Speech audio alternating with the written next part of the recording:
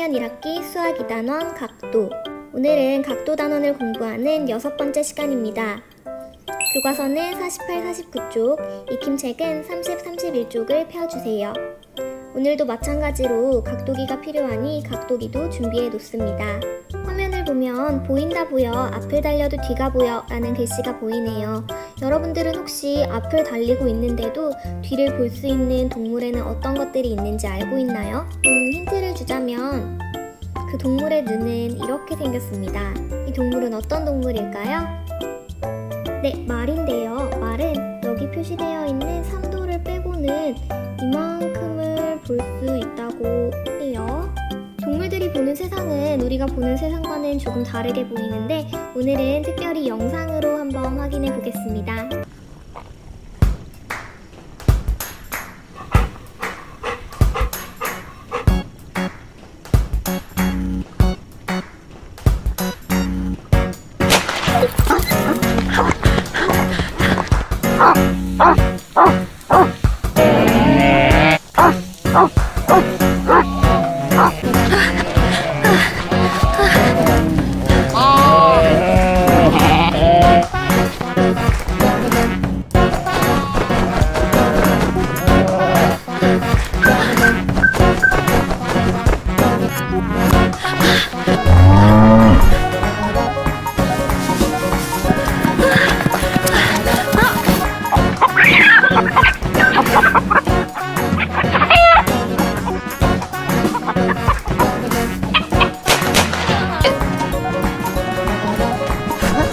영상을 잘 보았나요?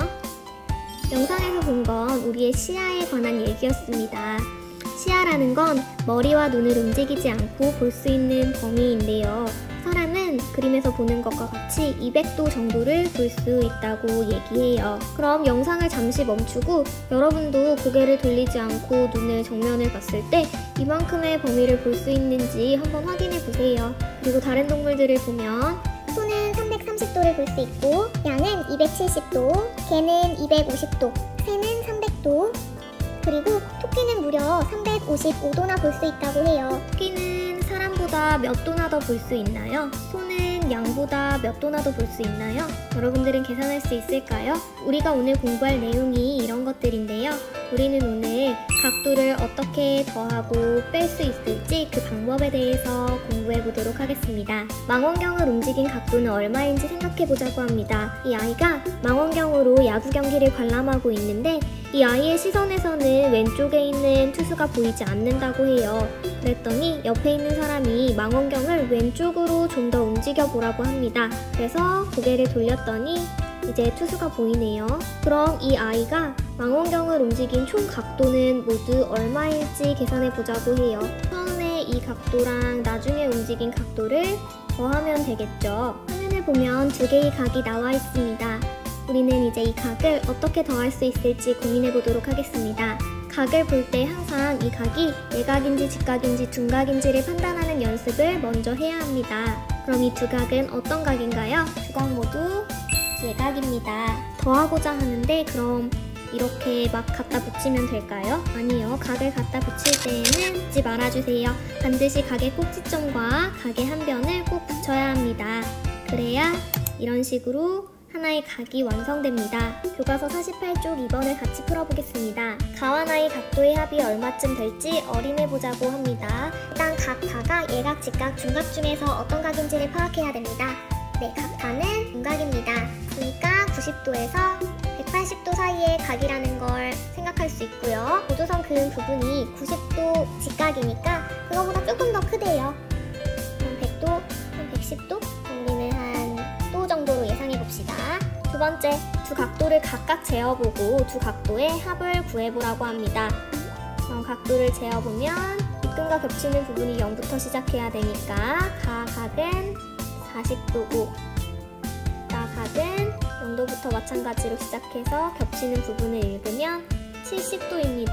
40 더하기 70은 110도네요. 이번에는 따로따로 하는 게 아니라 완성된 각 발을 각도기로 재어서 확인해 보라고 합니다. 마찬가지 0부터 시작해서 이 눈금을 읽어야 되니까 각 다도 110도라는 걸 확인할 수 있었습니다. 이처럼 각을 더할 때에는 그냥 자연수의 덧셈과 똑같은데 여러분들이 잊지 말아야 될 건 반드시 단위를 붙여주셔야 합니다. 세 번째, 각도의 차를 구하는 방법을 한번 생각해 보겠습니다. 두 개의 각이 나와 있는데 이번에도 이 각들이 각각 예각, 직각, 중각 중에서 어떤 각인지를 확인합니다. 왼쪽에 있는 각은 중각이고요. 오른쪽에 있는 각은 예각이네요. 그럼 보통 우리는 뺄셈을 할 때 혹은 빼기를 할 때 큰 쪽에서 작은 쪽을 빼니까 이 예각을 중각 쪽에 갖다 붙이는 방향의 그림이 완성돼야겠네요. 마찬가지로 각의 꼭지점과 한 변을 꼭 붙여야 됩니다. 두 각을 빼면 큰 쪽에서 작은 쪽 초록색을 빼야 되니까 이 크기를 구하라는 말과 똑같다 라고 이해할 수 있겠어요. 3번은 여러분이 영상을 잠시 멈추고 스스로 해결해 보세요. 다 해결해 봤나요? 그럼 선생님과 같이 한번 확인해 보겠습니다. 첫 번째 문제입니다. 가와 나의 각도차가 얼마쯤 될지 어림해 보자고 합니다. 다로 가서 아까 얘기했듯이 두 개를 빼서 남은 부분인 요만큼을 어림해야겠네요. 어림하고자 하는 각이 어떤 각인지 확인합니다. 얘는 예각이고 그러니까 0도부터 90도 사이의 각입니다. 그리고 우리는 직각삼각자나 어떤 도구가 없으니까 지난 시간에 얘기했듯이 보조선을 그려주고 중에 90도를 3등분 한 것 중에 두 등분을 차지하니까 60도라고 한번 예상해 볼게요. 각 가와 각 나를 각각 재어보고 차를 구해보래요.